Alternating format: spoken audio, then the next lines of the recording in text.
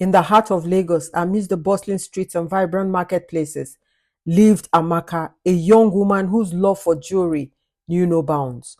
She was not just a collector, she was also an enthusiast of rare and exquisite ornaments. Every day, Amaka adorned herself with different sets of jewelries: gold, silver, coral, pearls, each piece carefully selected to match her outfit. It was not just about vanity. Jewelry made her feel powerful, unique, and untouchable. Her bedroom was a treasury with boxes upon boxes stacked high, each filled with rings, bangles, necklaces, and earrings from different parts of Nigeria and beyond. The market women knew her by name. Traders eagerly anticipated her arrival because they knew she never left empty handed. From Balogun Market to Yaba Market, from Ikoyi to Surulere, her number was saved on every jeweler's phone. Her mother, Mama Ebele, often shook her head at Amaka's obsession. "My daughter," she warned, "you must be careful. Not all that glitters is gold, and not all hands that sell jewelries are clean." Amaka would laugh off her mother's concerns. "Mama, I know how to pick the best. Nothing bad will happen." But fate had other plans. One humid afternoon, as Amaka was arranging her latest purchases, her phone rang. It was Bingpe, one of her regular jewelry sellers from the mainland. "Amaka, you must come quickly," Bingpe whispered excitedly. "I have something new, something rare. Only a few people have seen it." Amaka's curiosity piqued. "What is it?" "It's a secret," Bingpe teased. "But trust me, you will love it." Without hesitation, Amaka grabbed her purse and dashed out. The journey was long, but her excitement overshadowed the stress of Lagos traffic.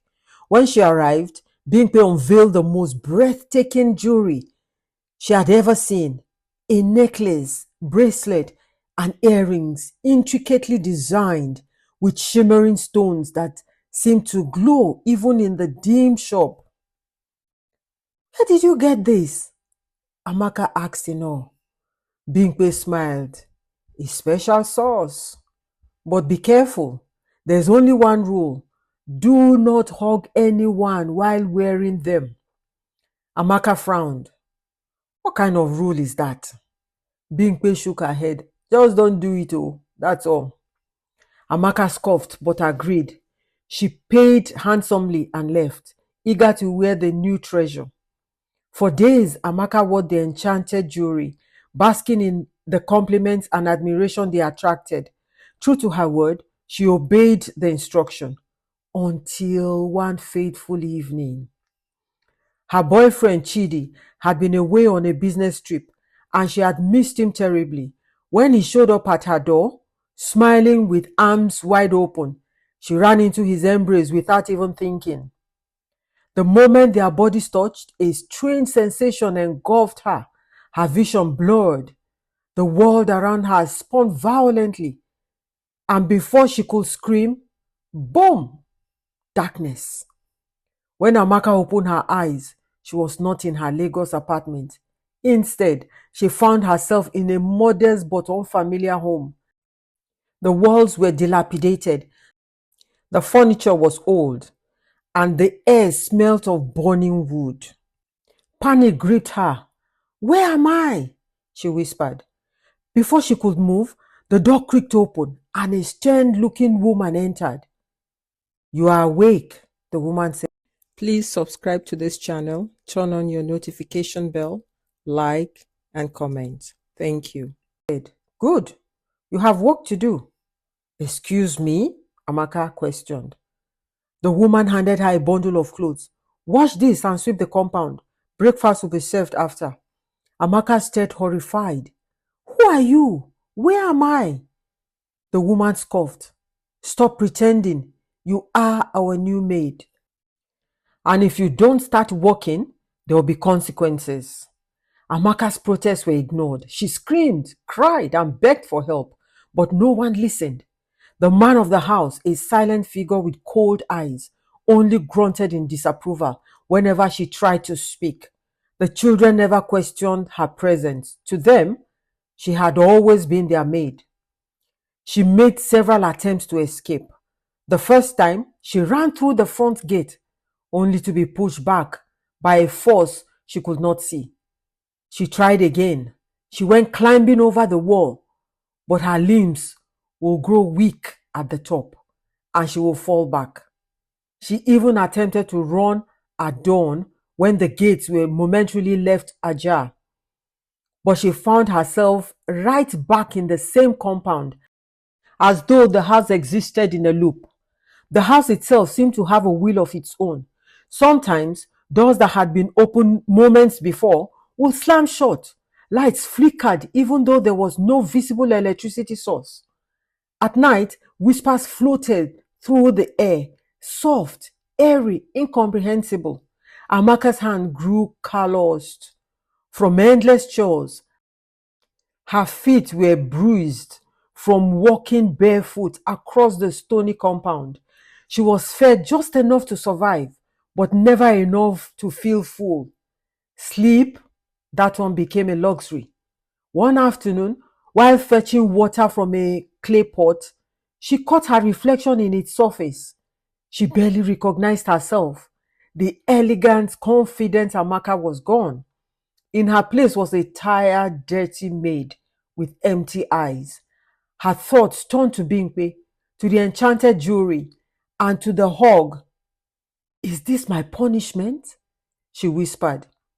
"Is this enchantment or madness?" But no one answered. One evening, as the sun dipped behind the tall trees that surrounded the compound, Amaka sat behind the house, exhausted. That was when she saw her. An old woman, hunched and wrapped in layers of white fabric, stood just by the gate. Her eyes, white with cataract, somehow the eyes pierced Amaka's soul. "You don't belong here," the woman said in a deep voice. Amaka sprang to her feet. "Please help me. I don't know where I am. I was in Lagos, then suddenly..." The woman raised a bony finger. "You crossed the threshold not meant for the living." Amaka's blood froze. "What do you mean?" "The ornaments you wore, they were forged from the tears of lost souls. They are not adornments, but chains." "Chains?" "Yes, chains. Each piece binds you to a realm. One mistake, one broken rule, and you enter a story that is not your own."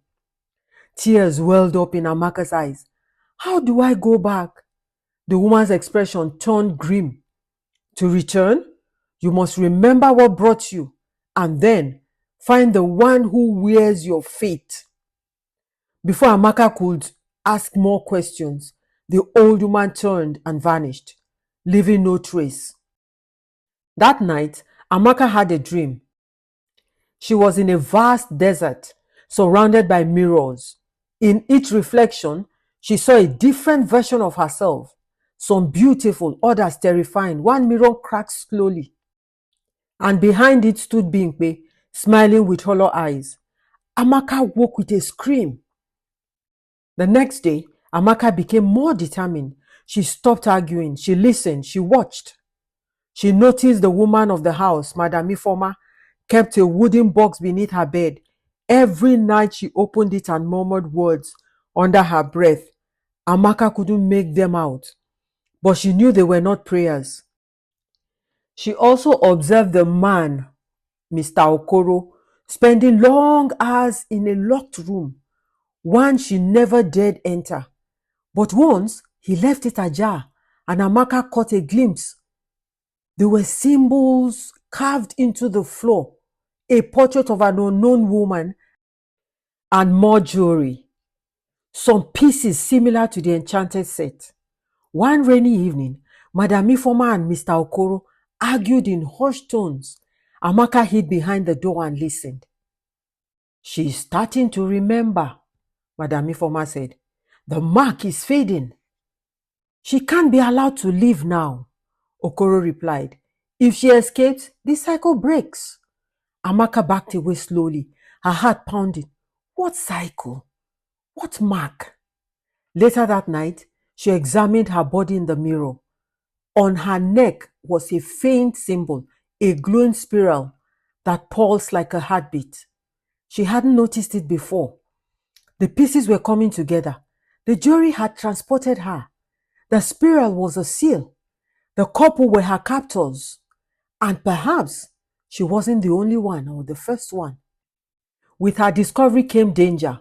Amaka knew she had to act before the mark faded completely, or she would be lost forever. She began searching the house while pretending to be obedient. In the attic, behind old baskets, she found a dusty box. Inside was an old necklace, identical to the one Bimpe had sold to her, except this one was broken. Next, a journal. Its pages were yellow, the ink smudged, but she could feel and still read the letters. It belonged to someone named Adanna. The book read, "I once was like you." The journal began. "I wore the cursed jewels and..." Please subscribe to this channel, turn on your notification bell, like and comment. Thank you. Disobeyed. I ended up here, serving them, but I found a way. The broken necklace is the key. It must be placed in the moonlight on the night of the eclipse. Then you must speak the name of the one who bound you. Amaka's hands trembled. The eclipse was in 3 days. She needed the full set. But her own had vanished during the transport. The journal mentioned a hidden chamber beneath the house, accessible only when water was poured into the fire pit. That night, when everyone had gone to sleep, Amaka crept outside and poured a jug of water into the fire pit. The flames hissed and died. Slowly, the ground opened. A staircase led downwards into darkness. She lit a lantern and descended. At the bottom was a chamber lined with mirrors. In the center, on a pedestal lay her jewelry set, still glowing faintly. As she reached for it, a whisper echoed behind her. "You were never meant to find that." Amaka froze. The whisper echoed again, this time closer and colder. "You were never meant to find that." Her lantern flickered violently, casting elongated shadows along the mirrored walls. The voice had no face. The voice had no body, just a presence thick enough to choke the air around her. Amaka turned slowly, expecting a phantom or even worse, but saw only her reflection. Her own eyes stared back at her with a mix of fear and determination. Ignoring the fear rising in her chest, Amaka grabbed the jewelry set from the pedestal. The moment her fingers touched the necklace, a pulse surged through her body. The mirrors around her trembled and began to glow faintly, like they were waking up. From each one, a different version of herself emerged. Some looking regal, some broken, some enraged. One stepped forward. "You came back for us?" the reflection said in a voice eerily similar to hers. "But not all of us want to leave." The others nodded. "We are the echoes of your choices, the ones you never made, the lives you never lived." Amaka's heart pounded. She backed away, but the reflections closed in, surrounding her. Her fingers tightened around the necklace, its glowing intensifying. "I don't belong here," she said, louder than she meant. "I want to go back." The regal reflection smiled. "Then you must face the mirror of truth. Only then can you return to your world." The chamber darkened except for one mirror at the far end. It shimmered with a golden light. Amaka approached it unsure. As she peered inside, the mirror showed her entire journey, her obsession with beauty, her disregard for her mother's warnings, the hug, and her fall into this realm. Then it showed Bimpe, not as the cheerful market seller, but as a shadowy figure cloaked in mist, holding a golden thread. "Bimpe bound you," a voice said from behind. She wove your name into the ornament. That's why you came here. That's why you can't leave unless the bond is broken. How? How will the bond be broken? Amaka asked. Speak her true name during the eclipse of the moon. The voice instructed. But beware, if you speak the wrong name, you will remain here forever. Amaka, clutching the jewelry, she dashed up the stairs. As the floor caved in behind her, she emerged, gasping, covered in soot and sweat. The fire pit sealed itself as if nothing had happened. Above her, the moon glowed bright, a sign the eclipse was drawing near. Back in her tiny maid's room, she hid the jewelry in a hollowed brick and wrapped the journal in cloth. She couldn't let Madame Ifeoma or Okoro discover what she had learned.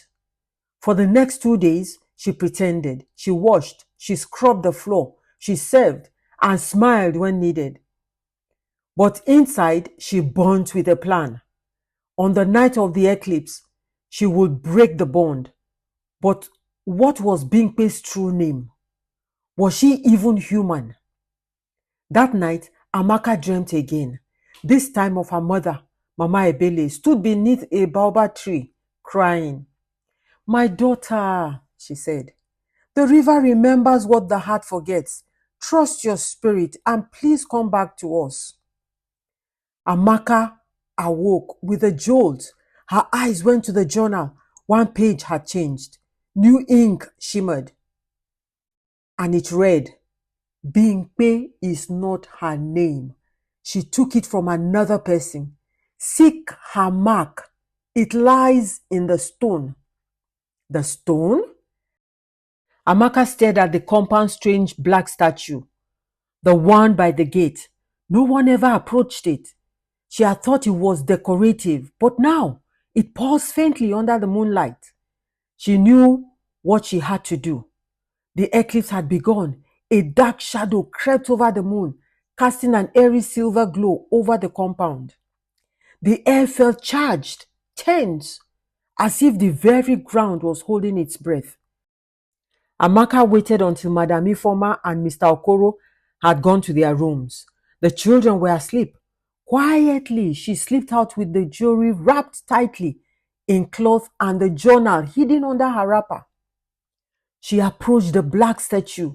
It stood still and cold, yet its surface pulsed gently, responding to her presence. She remembered the journal's words, seek her mark. Taking a deep breath, she knelt before the statue and ran her fingers along its base. For a moment, nothing happened. Then she found it, a carved object, faint but glowing softly in the moonlight. The name popped out, Obianuju. The name struck her like thunder. She was in shock. Obianuju, that's Bimpe's name? That is her true name? The journal began to hum, pages fluttering open to the incantation. Amaka placed the necklace, earrings, and bracelets at the foot of the statue, aligning them with the carved object. She stood, her heart pounding, and she raised her voice. In the name of Jesus, I call you out, Obianuju. The earth trembled. Amaka fell to her knees as a gust of wind swept through the compound. The jewelry began to rise, rolling in the air and spinning around her. The object on the stone fled, releasing a beam of light that engulfed Amaka. She felt herself being lifted, her body weightless, spinning through a tunnel of voices. The echoes of her reflection cried out, their chains snapping one by one. Go, Amaka, go home. Remember who you are. And then silence. Amaka awoke in her room, her real room in Lagos. Please subscribe to this channel, turn on your notification bell, like, and comment. Thank you. The morning sun filtered through the curtains. Her mother's voice called from the kitchen. Amaka, are you awake? She sat up slowly, blinking, her hands trembling. On her nightstand lay the jewelry, the same set, but now dull and lifeless. She picked them up, feeling no pulse, no power, just metal and stone. The enchantment was gone. She rushed to the mirror, no mark. Her neck was bare, her eyes were her own. Mama Ebele stood by her daughter. My daughter, are you okay? Tears filled Amaka's eyes. She nodded slowly. I am now, Mama. I truly am. Her mother sat beside her and pulled her close. What happened to you? Amaka looked down at the lifeless ornament in her hands and she whispered, a lesson happened to me. I have learned. She never wore the enchanted jewelry again. Instead, she returned many of her boxes to the market, keeping only a few meaningful pieces. She now walked through Lagos not as a woman obsessed with outward beauty, but as one who had learned the cost of vanity and the power of truth. And somehow, in another realm, the statue of Obianuju cracked, its object fading into the dust.